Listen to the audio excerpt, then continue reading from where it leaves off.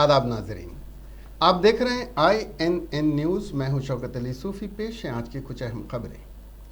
दुबाक ज़िमनी इंतखाबात में भारतीय जनता पार्टी ने तारीख रकम कर दी। इसके उम्मीदवार रघुनंदन ने हुक्मरान TRS पार्टी के उम्मीदवार S सुजाता को शिकस्त दी। ये जीत TRS पार्टी के लिए एक झटके से कम नहीं है।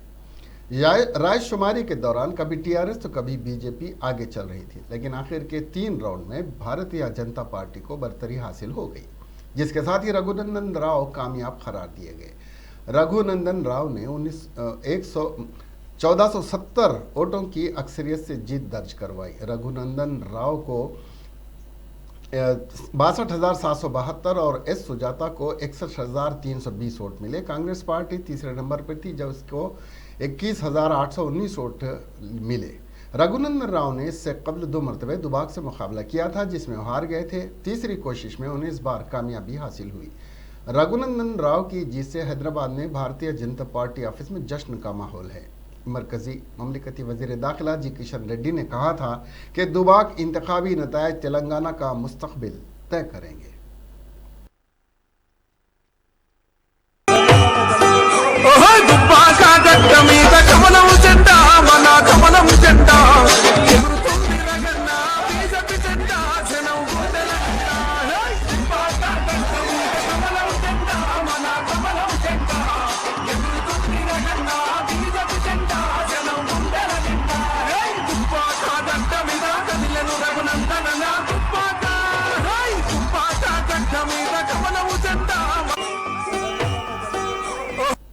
गुरूर और तकब्बुर में चूर, तेलंगाना राष्ट्र समिति को जबरदस्त झटका देते हुए भारतीय जनता पार्टी ने दुबाक असेंबली हल्के के ज़िमनी इंतखाब में कामयाबी हासिल करते हुए मुस्तकबिल के लिए एक नया चैलेंज खड़ा कर दिया है। तेलंगाना राष्ट्र समिति के कारगुजार सदर व वजीर बल्दी नज़्म नस्क KT रामाराव, जो वजीर आला के चंद्रशेखर राव के फर्जंद भी हैं, आज अपनी खुद रिवायत तोड़ते हुए अपनी प्रेस कॉन्फ्रेंस को सिर्फ 4.5 मिनट में ख़त्म करते हुए अपनी पार्टी की शिकस्त और मायूसी को जाहिर कर दिया। हर वक्त मीडिया पर हावी रहने वाले KT रामाराव ने 2 रोज़ कबल असेंबली हल्के दुबाक के नतीजे में मीडिया से कहा था कि डब्बे खुलने दीजिए, पता चल जाएगा। TRS की हद से ज़्यादा खुद एतमादी ने उन्हें शिकस्त से दोचार करते हुए ये सवाल खड़ा कर दिया है कि क्या GHMC के इंतखाबात वक्त पे मुकर्रर होंगे। KT रामाराव गुज़िश्ता 1 महीने से GHMC इंतखाबात में कामयाबी के लिए ज़बरदस्त मुहिम शुरू कर चुके थे और हर रोज़ एक प्रोजेक्ट के इफ्तिताह के ज़रिए वोटर्स को राग़िब करने में मसरूफ़ थे। KTR ने तवक्को के ख़िलाफ़ सहाफ़ियों के सवालात का जवाब दिए बगैर उठकर चले गए। ఎన్నికలు కానీ మున్సిపల్ ఎన్నికలు కానీ గ్రేటర్ హైదరాబాద్ కార్పొరేషన్ ఎన్నికలు కానీ ఏ ఎన్నికల్లోనైనా అప్రతిహతంగా అనితర సాధ్యమైన విజయాలను నమోదు చేయడం జరిగింది. సరిగ్గా సంవత్సరం కిందట సూర్యాపేట జిల్లా హుజూర్ నగర్లో ఉప ఎన్నిక వచ్చినప్పుడు కూడా బ్రహ్మాండమైన విజయాన్ని నమోదు చేసుకోవడం జరిగింది. మేము ఏ ఎన్నిక గెలిచినప్పుడైనా గతంలో మా పార్టీ అధ్యక్షులు గారు కానీ పార్టీ నాయకులు కానీ అందరం కూడా మీకు ఎప్పుడు కలిసినా ఒకటే చెప్పాం, విజయాలకు పొంగిపోయిన గర్వపడము, అపజయాలకు పొంగిపోయిన అపజయాలకు ఎదురుపెద్దలకి ఇబ్బంది పడము, పొంగిపోయిన అని చెప్పి ఎన్నోసార్లు చెప్పాం. ఈరోజు దుబాక్లో జరిగిన ఉప ఎన్నికల్లో మాకు ఓటు వేసిన 62,000 పైసలు ప్రజలకు ముందుగా నేను హృదయపూర్వకమైన ధన్యవాదాలు నేను తెలియజేస్తా ఉన్నాను. అదేవిధంగా ఈ ఉప ఎన్నికలో పార్టీ పిలుపు మేరకు పార్టీ గెలుపు కోసం అహర్నిశలు శ్రమించిన మా పార్టీ కార్యకర్తలకు, నాయకులకు, శాసనసభ్యులకు, గౌరవ ప్రజాప్రతినిధులకు, గౌరవ మంత్రివర్యులు హరీష్ రావు గారికి అందరికీ కూడా ఈ సందర్భంగా పార్టీ కార్యనిర్వాహక అధ్యక్షుడిగా హృదయపూర్వకమైన వారు చేసిన కష్టానికి, వారు చేసిన శ్రమకి హృదయపూర్వకమైన ధన్యవాదాలు నేను తెలియజేస్తా ఉన్నాను. चीफ मिनिस्टर चंद्रशेखर राव ने जिले निजामाबाद से ताल्लुक़ रखने वाले फौजी जवान की जम्मू कश्मीर के मुस्तरली सेक्टर में खित्ते कब्जे के करीब हुई फायरिंग में हलाकत पर गहरे दुख का इजहार किया है।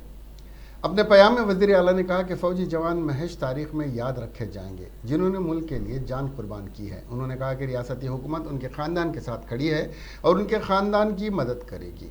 उन्होंने महेश के ख़ानदान के लिए 50 लाख रुपए माली मदद का भी ऐलान किया। उन्होंने कहा कि महेश के ख़ानदान के एक फ़र्द को उनकी काबिलियत की बुनियाद पर सरकारी मुलाजिमत दी जाएगी। चीफ मिनिस्टर ने कहा कि महेश के ख़ानदान को मकान की तामीर के लिए अराजी भी दी जाएगी। बिहार में मजलिस इत्तेहादुल मुस्लिमीन ने 5 सीटों पर कामयाबी हासिल की। जिन उम्मीदवारों ने इंतखाब जीता इनमें अमूर से अख्तरुल ईमान, कूचेधाम से इजहार आसफ़ी, बाइसी से रुकनुद्दीन, बहादुरगंज से अंजुर नईमी और जोकीहाट से शाहनवाज आलम शामिल हैं। हैदराबाद के बाद ये पहला मौका है जब मजलिस इत्तेहादुल मुस्लिमीन के 5 अरकान असम्बली मुंतखब हुए हैं। बिहार में सदर मजलिस इत्तेहादुल मुस्लिमीन ने अरकान असम्बली और कारपोरेटर्स के साथ इंतखाबी मुहिम चलाई थी और 24 उम्मीदवार इंतखाबी मैदान में उतारे थे।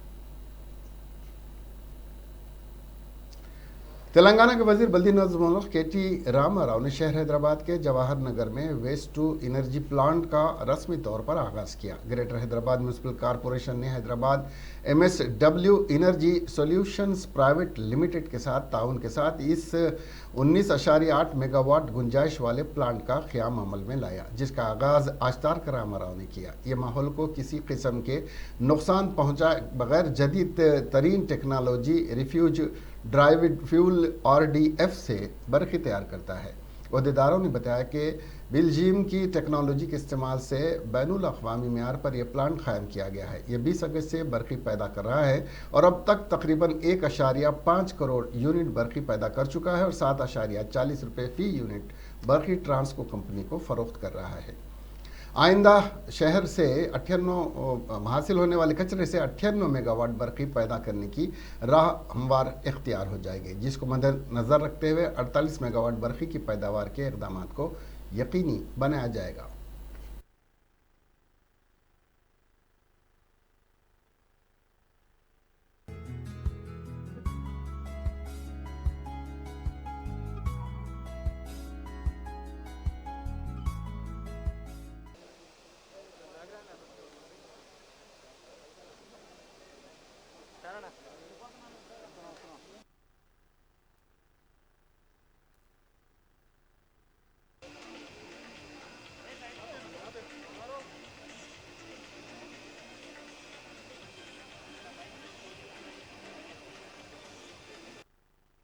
మన హైదరాబాద్లో మన తెలంగాణలో పెట్టుకున్నట్టయితే హైదరాబాద్ నగరం నుంచి ఉత్పత్తి అయ్యే చెత్త రాబోయే 10 సంవత్సరాల వరకు కూడా 2030వ సంవత్సరం వరకు కూడా ఆ అవసరాలను తీర్చే విధంగా తయారు చేసే లక్ష్యం పెట్టుకున్నాం. దాన్ని కూడా తప్పకుండా అతి త్వరలోనే దిండిగల్లో ప్రారంభిస్తామనే మాట కూడా ఈ సందర్భంగా నేను మీకు విజ్ఞప్తి చేస్తా ఉన్నాను. దీంతో పాటు కింద ఉన్న మల్కారం చెరువు గాని అదే విధంగా చుట్టుపక్కల ఉన్న కొన్ని కుంటలు గాని ఇవన్నీ కూడా ఎప్పటి నుంచో వచ్చిన ఈ చెత్త ద్వారా ఈ చెత్త నుంచి లోపలికి ఇంకిన నీళ్ల ద్వారా దాన్ని లీషెట్ అంటారు. ఆ లీషెట్ వల్ల ఈ చెరువులు కూడా మురికిమయమైనాయి.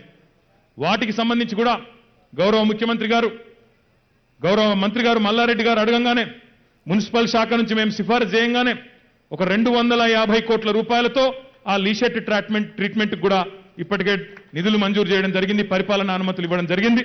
అది కూడా త్వరలోనే ప్రారంభించి రాబోయే 18 నుంచి 20 నెలల్లోనే మొత్తం ఈ ప్రాంతంలో ఈ దుర్గంధం గాని మీకు అనారోగ్యం బారిన పడే విధంగా జరుగుతున్న మిగతా పరిణామాలు ఏవైతున్నాయో అవి ఏవీ లేకుండా చేసే బాధ్యత కూడా మేము తీసుకుంటామని చెప్పి కూడా ఈ సందర్భంగా విజ్ఞప్తి చేస్తా ఉన్నాను. అంటే రాబోయే 18 నుంచి 20 నెలల్లో నెక్స్ట్ ఎనర్జీ ప్లాంట్ వస్తుంది. ఇక్కడనే మరొక 28 మెగావాట్లది. దాంతోపాటు ఈ లీషెట్ ట్రీట్మెంట్ కూడా పూర్తవుతుంది. దాంతోపాటు సమాంతరంగా ప్యారే నగర్లో లగ్డార్ वज़ीर इमारात और शुआरे वेमुला प्रशांत रेड्डी ने वाज़ेह किया है कि यादगिरी गुट्टा की मजहबी मुकामात की ज़ियारत के लिए आने वाले अक़ीदतमंदों की सहूलत को मद्देनज़र रखते हुए इंतजाम किए जाएंगे। मंगल को वज़ीर वेमुला प्रशांत रेड्डी और वज़ीर ट्रांसपोर्ट पेवड़ा अजय कुमार ने CM KCR की हिदायत पर ज़िले यादादरी भुवनगिर का दौरा करते हुए बस स्टैंड और बस डिपो की तामीरों के लिए अराजी का मुआयना किया। इस मौके पर वजीर महमूला प्रशांत रेड्डी ने खिताब करते हुए कहा कि यादगिरी गुट्टा में जारी मंदिर की तामीराती काम जल्द मुकम्मल कर लिए जाएंगे। इस तनाजुर में मंदिर के अहाते में फलाही कॉम्प्लेक्स और फ्री फूड सेंटर्स के अलावा अकीदतमंदों के लिए बसेस की सहूलत के इक़दाम किए जा रहे हैं। इसके अलावा मोअज़्ज़िज़ीन के लिए प्रेसिडेंशियल घाट कल्याणा कट्टा पर पुष्कर घाट भी तामीर किया जाएगा। इस मौके पर वज़ीर ट्रांसपोर्ट अजय कुमार ने भी खिताब किया। उन्होंने कहा कि अकीदतमंदों को यादगिरी गुट्टा से मुख्तलिफ मकामात तक जाने के लिए बस की सहूलत फराहम की जाएगी। उन्होंने कहा कि बस टर्मिनल और टेम्पल टर्मिनल के क़याम के लिए दरकार अराज़ी की जाँच की जाएगी। उन्होंने कहा कि इस बात को यकीनी बनाने के इक़दाम को यकीनी बनाया जाएगा। नंदयाल में शेख अब्दुल सलाम के ख़ानदान की खुदकशी ने आंध्र प्रदेश में हलचल मचा दी है। इस वाक़े ने सियासी हलकों में ज़बरदस्त गर्मा गर्मी को जन्म दिया है। अपोजिशन तेलुगु देशम पार्टी इस मामले में वाईएसआर कांग्रेस हुकूमत को तनकीद का निशाना बना रही है और रियासत भर में एहतजाज का मुतालबा किया है और इसके कैडर में भी तशवीश पाई जाती है। तेलुगु देशम पार्टी के कौमी जनरल सेक्रेटरी नारा लोकेश ने हाल ही में इस मामले पर तबसरा किया और कहा कि जगन मोहन रेड्डी की हुकूमत बाज़ मज़ाहिब के लोगों को हिरासान करने की हिम्मत अफजाई कर रही है। नारा लोकेश ने कहा कि आंध्र प्रदेश में मुस्लिम अक़लियतों पर हमलों की कोई हद नहीं है। ये वही हुकूमत है जिसने कानून साज काउंसिल के चेयरमैन शरीफ की काउंसिल में तौहीन की है। अब्दुल सलाम के रिश्तेदारों ने मांग की है कि जो इन लोगों के खिलाफ सख्त से सख्त कार्रवाई की जाए जो इस खानदान की खुदकशी के जिम्मेदार हैं। सैलाब ज़दगान ने एमबीटी पार्टी के मुबस्सिर की क़यादत में रियासती इंसानी हुकूक़ कमीशन से मुलाकात की। हालिया बारिशों की वजह से महेश्वरम हल्के की जलपल्ली बल्दिया में उस्मान नगर, अहमद नगर और सैफ कॉलोनी में पानी अभी भी जमा है। पानी की निकासी नहीं की गई है। मुतासरीन ने दरख्वास्त की है कि 1000 ख़ानदान पानी की अदम निकासी और हुकूमत की जानिब से ऐलान की गई इमदाद की रकम ना मिलने से परेशान हैं और मदद की मुंतज़िर हैं। मुतासरीन ने कमीशन से म्यूनसिपल और महकमा आबपाशी के अहदेदारों के खिलाफ कानूनी कार्रवाई करने का मुतालबा किया है। उनका कहना है कि करीब 2 माह से उस्मान नगर में सैलाब का पानी जमा है और वबाई अमराज फैलने का खदशा है। इस मौके पर एमबीटी के तर्जुमान अमजदुल्ला खान खालिद ने मुतासरीन की जानिब से हुकूमत से मुतालबा किया है कि वह हुकूमत को मुतासरीन की इमदाद के लिए इक़दाम करने की हिदायत दे।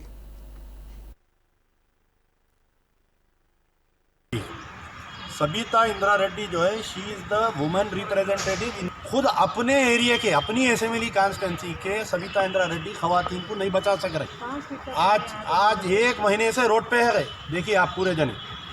और एक दूसरी चीज़ ये है कि इनकी खुद कॉन्स्टिट्यूंसी में इतना पानी है, एक मिनिस्टर होते हुए नहीं कर सक रहे तो सरकार कैसी चल रही होंगी आप अंदाज़ा लगा सकते। Member of parliament Ranjit Reddy है वहाँ पर चिवड़ले के, उनके घर पे जाके बोले उन्होंने तो आज तक पता ही नहीं है गधे के सर पे से सिंह गायब हुए वैसा एमपी साहब गायब है। अब रही बात वहाँ पर AIMIM all India Majlis Ittehadul Muslimeen Asaduddin Owaisi और Akbaruddin Owaisi they are friendly with TRS। बड़े बड़े तकरीर करते, बड़े बड़े बातें करते ये लोग। इनका चेयरमैन है वहाँ म्यूनसिपैलिटी पे, MIM के 16 काउंसलर्स है वहाँ पर इलेक्ट हुए, तो उन्होंने भी आज तक ना असदुद्दीन ओवैसी आए एक मरतबा, ना अकबरुद्दीन ओवैसी आए और ना कोई वहाँ पर। अच्छा अब और एक क्या हो रहा, वहाँ बस्ती में गुंडागर्दी हो रही। कोई बाहर से लेके जाके अगर रिलीफ मटेरियल बांट रहे हैं वहाँ पर, उनको मार के भगा दे रही। ऑलरेडी जो है वहाँ के लोकल कांग्रेस के जो माइनॉरिटी सेल के डिपार्टमेंट के सदर है रंगारेड्डी अब्दुल रऊफ़, इनके ऊपर हमला करे। आज तक जो है बालापुर पुलिस स्टेशन वो कातिल को नहीं पकड़ी, जबकि पूरा वीडियो में रिकॉर्डेड है CCTV पे इनके ऊपर हमला हो रहा। अब ये ख़वातीन, ये बच्चे, ये मासूम लोग कहाँ पर जाना बताइए? क्या ये लोग टैक्स पेयर नहीं है क्या? 22 साल से टैक्स बन रही। हम 100 डिपार्टमेंटों को कंप्लेंट दे के देख लिए, पूरे लीडरों के पीछे जाके देख लिए, कोई भी काम नहीं कर रहा। तो आज जो है chairperson Telangana state human rights commission Shri justice Gundarao Chandraya के हम आके पर्सनली इन पिटीशन पूरे तकरीबन 100-150 औरतें आके, आदमी आके घर के हर फैमिली से करे। बहुत देर सुने उन्होंने। पहले ये पूछे कि भाई ये पानी निकाले तो किसी को नुकसान हो रहा क्या, इसलिए नहीं निकाल रहे। लगा रहे हैं, मोटर लगा के क्या बोल रहे हैं, पानी निकाल दे रहे हैं। जैसा हम लोग जाड़े करते हुए 2 घंटे के लिए मोटर लग रही, फिर उसके बाद मोटर को बंद कर दिया जा रहा है। उसके बाद फिर पुलिस लोगों को खड़ा कर दे रहे हैं। पुलिस लोग भी हमारे को धक्के मार के वहाँ से हटा रहे हैं। पुलिस वालों को बोले आपको कोई एतराज़ है क्या? हमारे घर की तकलीफ हमारे को है, आपको आपकी पड़ी हुई है। आप लोग एक काम करिए, मेहरबानी करिए कि आप लोग उनको जाके बोलिए, जो आपको रोकने लगा रहे हैं उनको बोलिए कि पानी निकालिए। आपका खाना पीना हमको कोई चीज़ की जरूरत नहीं, बल्कि हमारी पूरी आवाम बोल रही है। हमारी आवाम सिर्फ एक ही कितने बात दिन कर से आपकी बस्ती में ये पानी? 2 महीने से पानी है। और सविता मैडम क्या बोले थे हमारे को कि हम 5 फीट का पानी आया तो निकालेंगे, फिर 5 फीट की जगह पे पूरा घर डूब गया हमारा घर डूबने के बाद भी उनको बोलिए आइए आइए, बोले तो हाँ आती हूँ बोल के आए नहीं उन्होंने, ना उन्होंने देखे ना पानी केसीआर निकाले। साहब के 10,000 रुपए मिले? जी हाँ, हमारे को कई लोगों को मिले, कई लोगों को नहीं मिले पैसे। उसमें भी वो क्या करे, घर जाके जोर पे मार के देने का था और उन लाइन में वो खड़ा करके दिए। ठीक है, वो हम लोग को दिए, पर उनके 10,000 हमारे कोई काम के नहीं है। वो 10,000 तो हमारे कहाँ किधर चले गए नहीं पता चला। हम लोग को तकरीबन कई संगारेड्डी जिले की आउटर रिंग रोड पर पेश आए खौफनाक सड़क हादसे में 6 अफराद हलाक और दीगर 4 अफराद जख्मी हो गए। महलुकीन में झारखंड से ताल्लुक़ रखने वाले 4 अफराद, एक उत्तर प्रदेश के गोरखपुर से ताल्लुक़ रखने वाले शख्स और एक बांग्लादेशी बाशिंदा शामिल हैं। ये हादसा जिले के पटनचेरू मंडल के पाटी देहात की आउटर रिंग रोड पर आज सुबह की अवलीन सातों में उस वक्त पेश आया जब नामालूम गाड़ी ने उनकी कार को टक्कर दे दी। पुलिस के मुताबिक ये अफराद बोलेरो कार में हैदराबाद से पटनचेरू की सिमत आउटर रिंग रोड पर जा रहे थे कि उनकी कार को पीछे से नामालूम गाड़ी ने टक्कर दे दी। हादसे के नतीजे में कार के ड्राइवर ने इसका तवाज़ुन खो दिया और ये सड़क पर उलट गई। हादसा इतना खतरनाक था कि कार में सवार 6 अफराद मौके पर ही हलाक हो गए और 4 अफराद जख्मी हो गए, जिनको इलाज के लिए करीबी अस्पताल मुंतकिल किया गया है।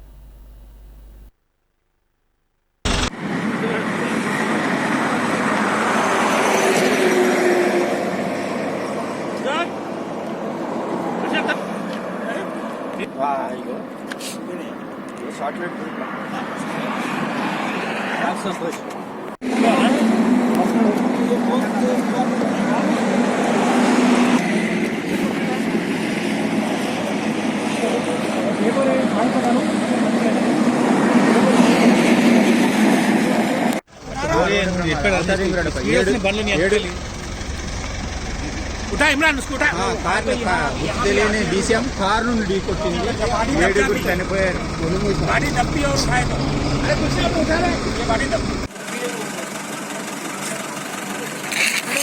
ప్రమాదం జరిగింది. ఇందులో ఒక జైలో కారులో ప్రయాణిస్తున్న ఒక 9 మంది వెళ్తూ ఒక లారీని యాక్సిడెంట్ నుంచి కొట్టినట్టుగా తెలుస్తుంది. ఇందులో 6 మంది చనిపోయారు, ఒక 3 ఇంజురీస్ అయినాయి. డ్రైవర్ మాత్రం ఫరారీలో ఉన్నాడు. అయితే వీళ్ళంతా బెంగళూరు నుంచి నాగ్పూర్ సైడ్ వెళ్తున్నారు. వీళ్ళంతా బెంగళూరులో పనిచేసే కూలీలు, వీళ్ళంతా ఉత్తరప్రదేశ్ జార్ఖండ్కు చెందిన వాళ్ళు. అయితే రాత్రి వీళ్ళు ప్రయాణిస్తున్న ఈ సంఘటనను బట్టి చూస్తే వీళ్ళు వెళ్తూ ఒక లారీని లెఫ్ట్ సైడ్ డ్యామేజ్ అయింది కారు, కాబట్టి వీళ్ళు లెఫ్ట్ సైడ్ ఏదైనా లారీని కొట్టినట్టుగా తెలుస్తుంది. ఆ లెఫ్ట్ సైడ్ ఉన్న వాళ్ళంతా చనిపోయారు, కారులో ఉన్న వాళ్ళు. ఆ లారీ మినీ లారీ అక్కడ ఇక్కడ పడిపోయిన ఆ లారీకి సంబంధించిన వస్తువుల్ని పరిశీలిస్తే అది ఒక మినీ లారీగా తెలుస్తుంది, డీసీఎం లారీ లాంటిది. ఇప్పుడు ఈ లారీ మాత్రం వెళ్ళిపోయింది. అయితే ఇప్పుడు ఈ డెడ్ బాడీస్ అన్ని టీఎంఈ చేసి వాళ్ళ ఫ్యామిలీ మెంబర్స్కి హ్యాండ్ ఓవర్ చేస్తాం. ఇది ఇంజ్యూర్ అయిన 3 అవుట్ ఆఫ్ డేంజర్, సేఫ్గా ఉన్నారు. ముగ్గురు ఇక్కడనే ఉన్నారు, ముత్తంగి టోల్ గేట్ దగ్గర ట్రామా సెంటర్లో ఉన్నారు. మైనర్ ఇంజురీస్ అయినాయి, వాళ్ళు ఇక్కడనే ఉన్నారు. एक नहायत दिलचस्प, कड़े और नाकाबिल यकीन मुकाबले में भारतीय जनता पार्टी के रघुनंदन राव ने दुबाक ज़िमनी इंतखाबात में कामयाबी हासिल कर ली है। टीआरएस की उम्मीदवार सोलीपेटा सुजाता को इस मुकाबले में शिकस्त हुई है। आखिरी राउंड तक हुई गिनती में रघुनंदन राव ने 1470 वोटों से कामयाबी हासिल की। इस कामयाबी पर तबसरा करते हुए भारतीय जनता पार्टी तेलंगाना के सदर बंडी संजय ने तबसरा करते हुए कहा कि तमाम तर रुकावटों और फितनों के बावजूद बीजेपी ने कामयाबी हासिल की। चीफ मिनिस्टर के चंद्रशेखर राव के तकब्बुर और खुद गर्जी और हट धर्मी की सियासत को दुबाक के अवाम ने आज दफन कर दिया। भारतीय जनता पार्टी के कारकुनों ने अपनी सख्त मेहनत और लगन के नतीजे में दुबाक में फतेह हासिल की। ये कामयाबी कारकुनों के नाम मानून है। बंडी संजय ने कहा कि दुबाक में बहुत सी पार्टी कायदीन ने सख्त मेहनत की और पार्टी को कामयाब बनाया। उन्होंने कहा कि रघुनंदन राव अवाम के मसाइल को असम्बली में मौसर अंदाज में पेश करेंगे। बंडी संजय ने कहा कि श्रीनिवास जिसने पार्टी ऑफिस के सामने खुदसोजी की थी, उसकी रूह भी इस फतेह में शामिल है। उन्होंने कहा कि 2023 में भी हम इस जीत के सिलसिले को जारी रखेंगे और जीत के सिलसिले को आगे बढ़ाएंगे। तेलंगाना में गुज़िश्ता कुछ दिनों के मुकाबले में कोरोना वायरस कोविड-19 के नए केसेस में कमी आई है और ये 40,000 से कम हो चुके हैं, जबकि वबा से शिफा याबी की शरह 92.64% हो गई है। मंगल की सुबह मरकजी सेहत और ख़ानदानी बहबूद की जानिब से जारी आदाद-ओ-शुमार के मुताबिक 38,074 नए केसेस और 42,033 मरीजों के शिफा याब होने की इत्तलात है, जबकि गुज़िश्ता 24 घंटों के दौरान 448 कोरोना मरीजों की मौत हो गई थी। राचाकोंडा पुलिस कमिश्नर महेश भागवत ने 222 TS SC TPC इब्राहिमपट्टनम में SP 3रे बटालियन की 9 माह की तरबियती प्रोग्राम में शिरकत करते हुए खिताब किया। उन्होंने कहा कि पुलिस को कई चैलेंजेस का सामना होता है और पुलिस की तरबियत हासिल करने वाले उम्मीदवारों को ड्राइविंग की महारत, लाइफ सपोर्ट, डिज़ास्टर्स मैनेजमेंट के लिए खुद को बाइख्तियार बनाने से की ज़रूरत है। इस मौके पर 3rd BN commandant Sunny Octopus commandant Ramakrishna और दीगर ने शिरकत की। 9 months ట్రైనింగ్ అది పక్కా ఫౌండేషన్ కి మీకు పనికి వస్తుంది. మనం ఎవరు బాండ్ లీడర్స్ కాదు. మనం ఈ ట్రైనింగ్ వల్ల మనం కొన్ని నేర్చుకొని తర్వాత మనము సర్వీస్ డెలివరీ చేస్తాం. 95 లో నాది IPS ఎంపిక అయింది. నా మనసులో ముందు నుంచి పోలీస్ అంటే కొంచెం నెగటివ్, ఈ పోలీసులు ఇట్లా ప్రజలు మంచి పేరు లేదు పోలీస్ గురించి అని అట్లా కొంచెం అభిప్రాయం. 96 లో నేను ఇక్కడ మసూరి తర్వాత మన పోలీస్ అకాడమీలో NPAలో ట్రైనింగ్ అయిన తర్వాత అప్పుడు నాకు అది పోలీసింగ్ అంటే మనకు యూనిఫామ్ వేసుకొని। तेलंगाना मीडिया एकेडमी के सेक्रेटरी की हैसियत से मोहम्मद मुर्तज़ा का तकर्रुर अमल में आया है। उन्होंने आज ओहदे का जायज़ा ले लिया। DS जगन इस ओहदे पर फायज थे। मोहम्मद मुर्तज़ा ने साल 1993 में महकमा इत्तलात और ताल्लुकात आमा में असिस्टेंट पब्लिक रिलेशन ऑफिसर की हैसियत से तकर्रुर हुए थे। इलेक्शन कमीशन ने इन इल्ज़ामात की तरदीद की है कि बिहार असम्बली इंतखाबात में इलेक्ट्रॉनिक वोटिंग मशीनों में छेड़छाड़ हुई है और वोटों की गिनती नहायत सुस्त रफ्तार से हो रही है। Deputy election commissioner Sandeep Jain और चंद्रभूषण कुमार ने आज इससे पहर को यहाँ नामा निगारों के सवाल के जवाब देते हुए ये बात कही। यह पूछे जाने पर कि क्या इस बार वोटों की गिनती सुस्त रफ्तारी से हो रही है, उन्होंने कहा कि इस बार पोलिंग स्टेशनों की तादाद में कोविड-19 की वजह से इजाफा किया गया है। We decided to have the limit of tables in a particular hall to 7. Earlier it used to be 14 in general. However, to observe the parameters related to social distancing and requirement of presence of counting agents, etc., it was decided. But also on ground, state the election machinery, they increased the number of locations. In fact, in 2015 the counting took place at 38 locations, and this time the counting is happening at 55 locations. And also in each of the ACs, either the bigger hall has been taken or there has been the counting in more than one hall. So in all cases, actually in all ACs, the counting is happening at invariably at 14 tables, and the number of rounds are ranging from lowest 19 rounds to 51 rounds in Bihar in different ACs. So the approximate average for Bihar would be close to 35 per AC number of rounds in for the final results. So this is the broad picture, and our counting machinery on ground is doing.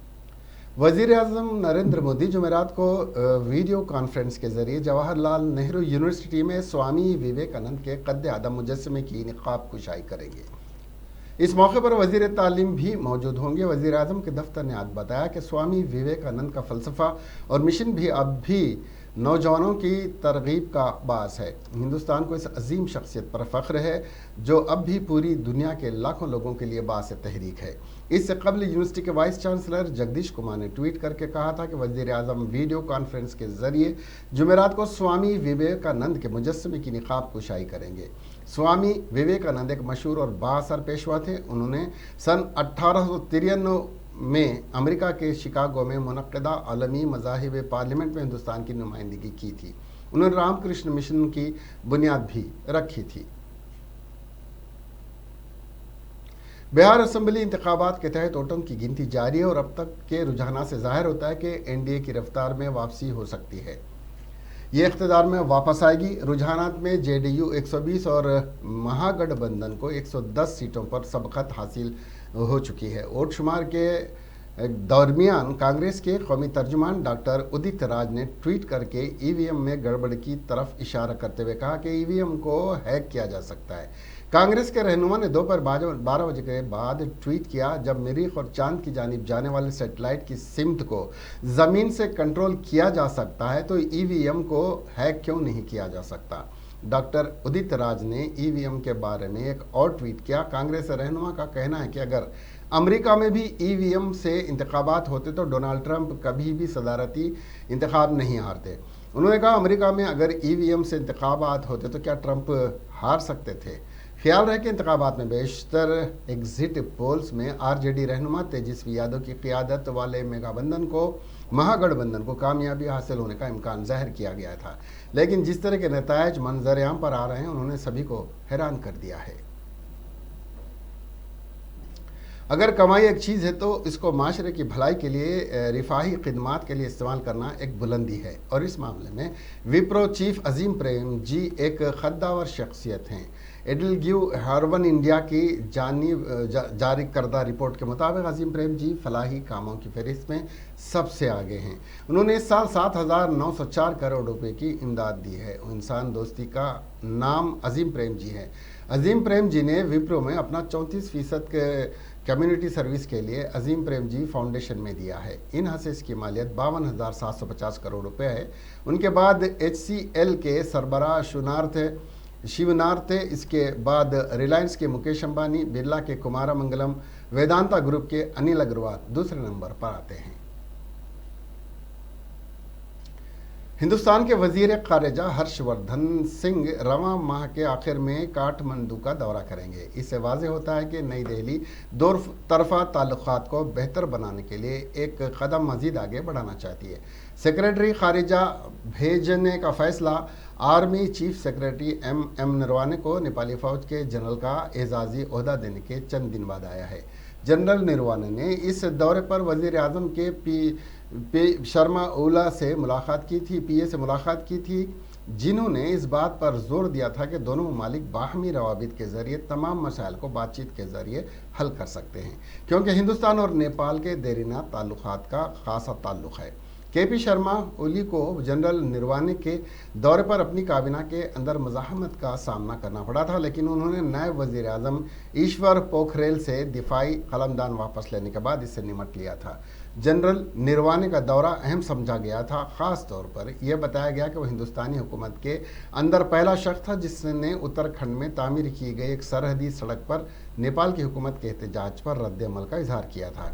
ये बहुत मुमकिन है, इस बात को दो राय नहीं है कि नेपाल ने किसी और के कहने पर इस मसले को उठाया हो। रवां साल मई के महीने में यह बात सामने आ गई थी कि चीन की बातों में आकर नेपाल हिंद के ताल्लुकात सरहद पर बाहमी रिश्तों में तलखी डाल रहा है। ये वाज़ेह नहीं है कि वज़ीर आज़म ओली ने गुज़िश्ता हफ्ते जनरल नरवाने के साथ इस पर बराह रास्त कोई बात की थी, लेकिन वज़ीर आज़म ओली ने बिलवास्ता तौर पर अपनी बात रखी थी।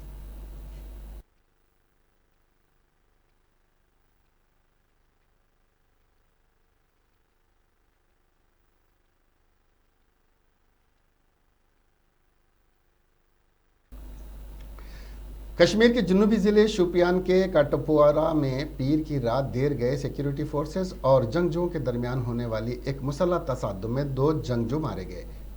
जम्मू कश्मीर पुलिस के एक तर्जुमान ने बताया कि शोपियान के कटपुरा में होने वाले मुसल्लह तसादुम में 2 अदम शनाख्त जंगजू मारे गए हैं। उन्होंने मजीद कहा कि इलाके में ऑपरेशन जारी है। सरकारी ज़राए ने तफसीलात फराहम करते हुए कहा कि शोपियान के कटपुरा में जंगजुओं की मौजूदगी से मुताल्लिक़ खुफिया इत्तला मिलने पर पुलिस, फ़ौज की 34 राष्ट्रीय राइफल्स और CRPF ने मज़कूरा इलाके में पीर की शाम देर गए गार्डन एंड सर्च ऑपरेशन शुरू किया। उन्होंने कहा कि एक मुश्तबा जंगजू को मुहासरे में लेने के दौरान वहां मौजूद जंगजुओं ने फायरिंग की, जिसके बाद 2 तरफा फायरिंग के दरमियान तसादुम छिड़ गया जिसमें 2 जंगजू मारे गए। एक रिपोर्ट के मुताबिक इंतजामिया ने एहतियात के तौर पर ज़िले शोपियान में मोबाइल इंटरनेट खिदमात मुनक़ता कर दी हैं।